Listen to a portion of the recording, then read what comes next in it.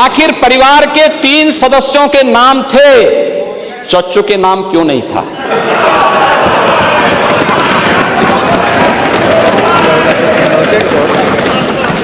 अरे उनका भी नाम देते, वरिष्ठ नेता थे, और बेचारा रगड़ते रगड़ते अपने को जो है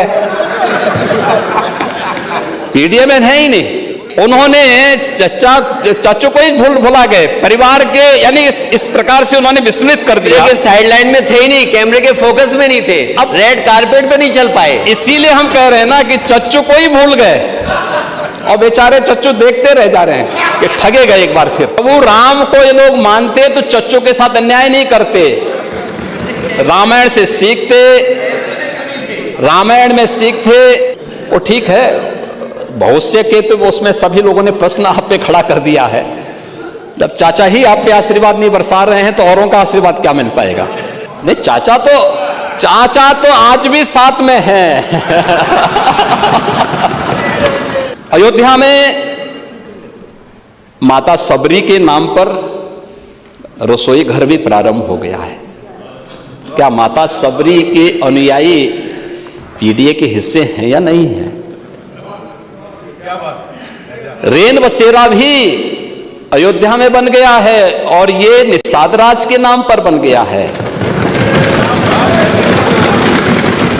क्या निषाद राज के अनुयायी पीडीए के पार्ट हैं या नहीं हैं? प्राचीन कुंडों का पुनरुद्धार हो रहा है, भरत कुंड,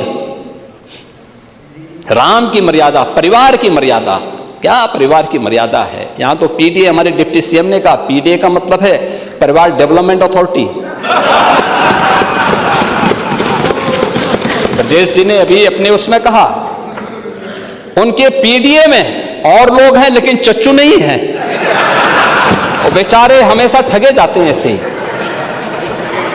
कब तक यह न्याय होगा? पता नहीं। महाभारत क्यों, एक बार पढ़िए महाभारत। हाँ, एकदम। आखिर परिवार के 3 सदस्यों के नाम थे, चच्चू के नाम क्यों नहीं था?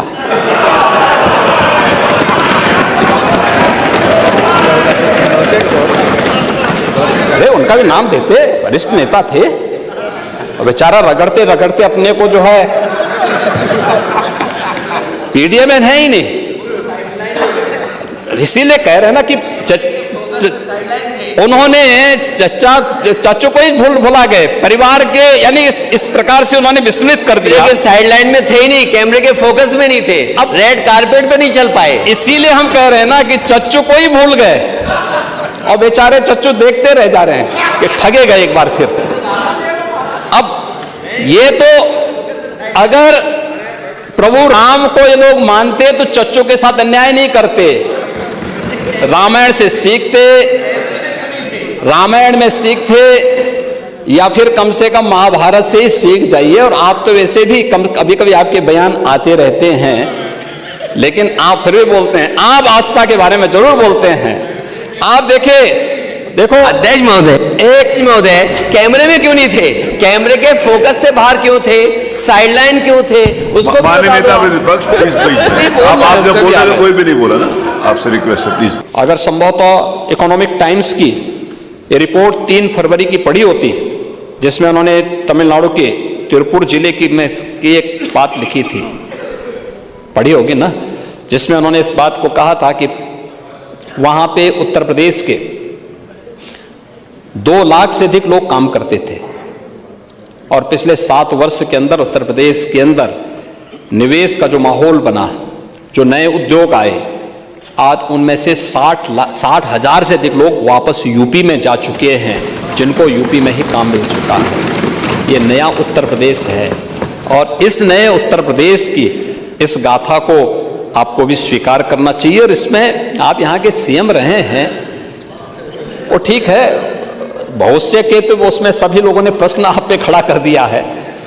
जब चाचा ही आप पे आशीर्वाद नहीं बरसा रहे हैं तो औरों का आशीर्वाद क्या मिल पाएगा? लेकिन कम से कम आपको इस बात पर गौरव की अनुभूति होनी चाहिए कि जिस उत्तर प्रदेश ने आपको मुख्यमंत्री के रूप में स्वीकार किया था कभी, आज उत्तर प्रदेश प्रगति कर रहा है, तो आपको तो खुश होना चाहिए, हर व्यक्ति को खुश होना चाहिए। हाँ? नहीं, चाचा तो आज भी साथ में है।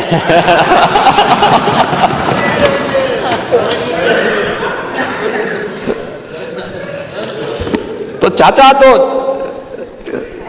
हाँ।